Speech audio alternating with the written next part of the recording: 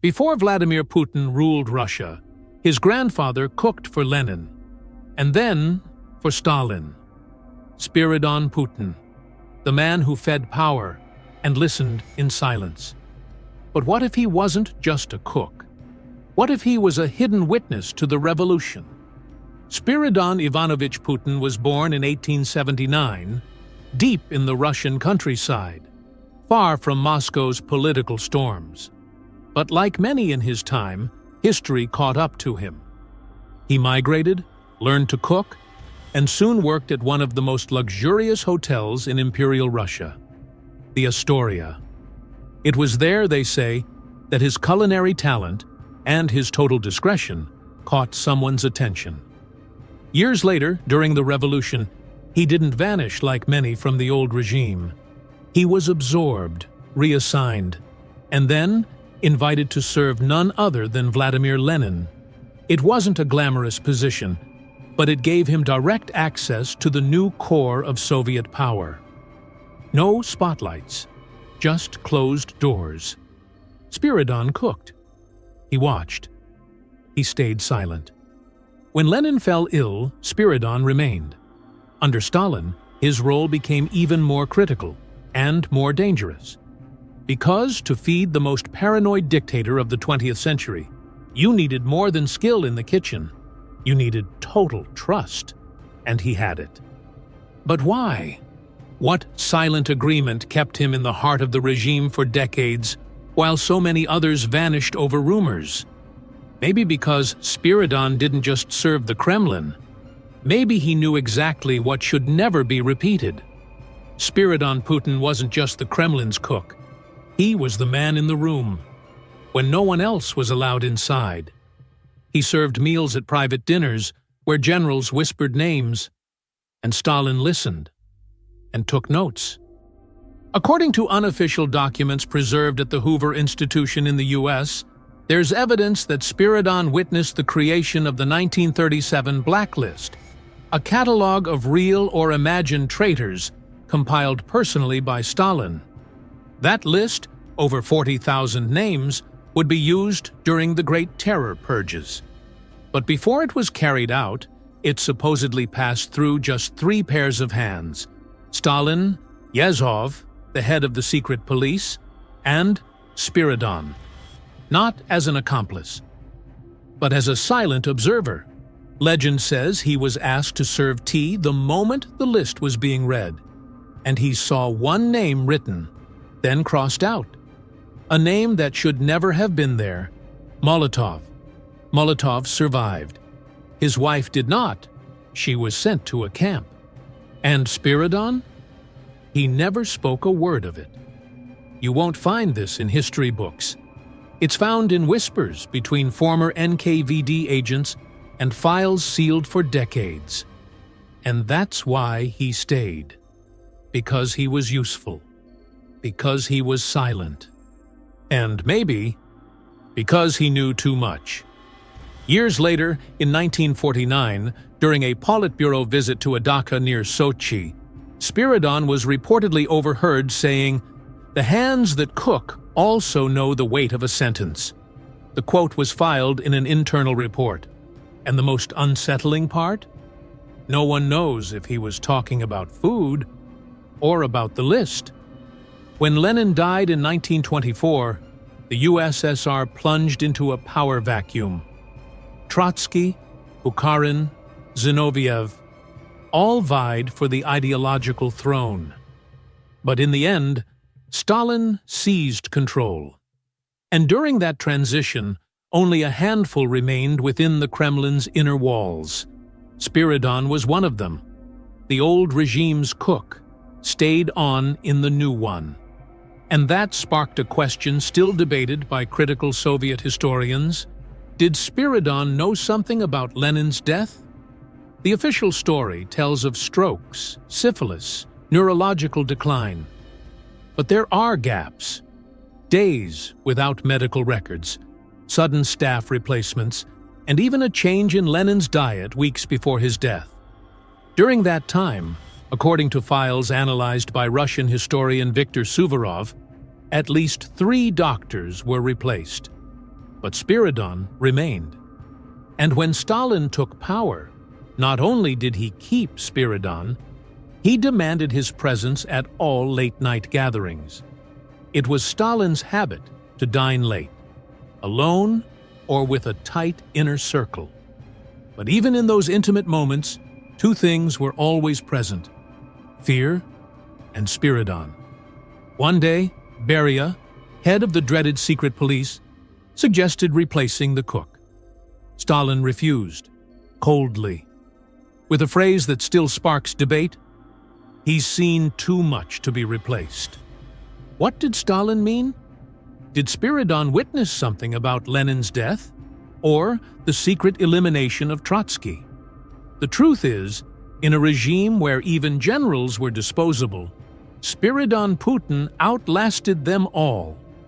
And not by chance, because in Moscow, long-term survival isn't a sign of luck. It's a sign you hold a secret. Someone needs to keep buried. The official version says Spiridon Putin lived quietly until his death. He died in 1965, buried with simple honors. No statue, no biography. But what he saw didn't die with him. Because a decade later, his grandson, Vladimir, joined the KGB. And quietly, the name Putin began circulating once again through the corridors of power. Not as a noble legacy, but as a memory of a man who, according to internal party reports, had served Lenin, Stalin, and never made a mistake. Spiridon Putin was even cited in KGB training sessions as an example of absolute discipline, not for his cooking, but for never speaking out of turn. Based on true accounts, Vladimir Putin grew up hearing stories from his mother about a grandfather who served the greats and never said a word out of place. But here's the strange part.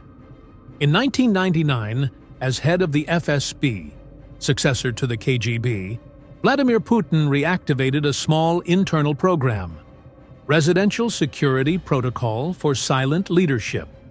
A cryptic name, but Western sources who accessed the files claim it was directly inspired by the Spiridon model, a system of tightly controlled access to the supreme leader.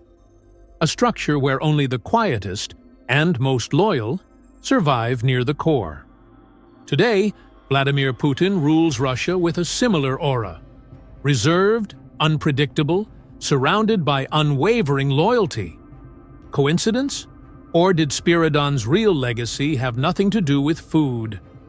And everything to do with the most important Kremlin lesson: hear everything, say nothing, live long enough to watch them all fall. When we trace the path of Spiridon Putin, one question lingers. How did one man survive two of the most paranoid regimes in history, without a trace? The answer isn't just in loyalty. It's in the model he embodied. Because Russian power, from Lenin to Stalin, and Stalin to Putin, wasn't built just with tanks. It was built with invisible walls, absolute loyalty, and men who knew too much to speak. Spiridon was a symbol of that machine. And that's what makes his story so relevant today. What he learned serving the Kremlin, Vladimir Putin applied by mastering the Kremlin. But there's something deeper. Spiridon wasn't just a survivor of the system. He was the living reflection of Russia's mindset toward power. Silence under repression. Discipline under chaos. Strategic submission as a way to keep existing. And this didn't begin with Stalin. It didn't end with him either. That mindset, obey without asking, observe without interfering, stay close to the center, but always one step behind, is part of Russia's cultural DNA. Spiridon didn't invent it. He embodied it. And perhaps, growing up with these stories, Vladimir Putin inherited not just the name, but the worldview that turns obedience into power and silence into a geopolitical weapon. That's why, even today, In the modern Kremlin, absolute loyalty is still more valuable than competence. And that's why key positions are filled with childhood friends, former agents, and faceless figures, bound not by fame, but by invisible ties. Because if you understand that, you understand Russia. Spiridon was no historical accident.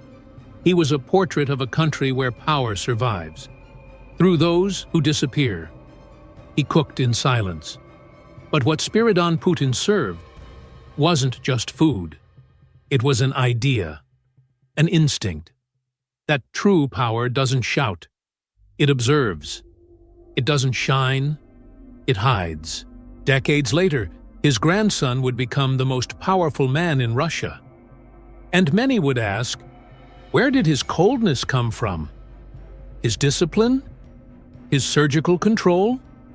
The answer may lie in that small apartment in Leningrad, where a boy heard stories of a grandfather who survived Stalin, and learned that sometimes it's better not to be seen, so you can see everything. This is the final twist. Spiridon Putin didn't just witness an empire, he passed down its logic. And it still rules today. Because in Russia, power doesn't need a new face, if the method stays the same. Today, Vladimir Putin leads a state where even cooks are monitored, where secrets matter more than speeches, and where, like in 1937, the list of who must fall may already be in the making.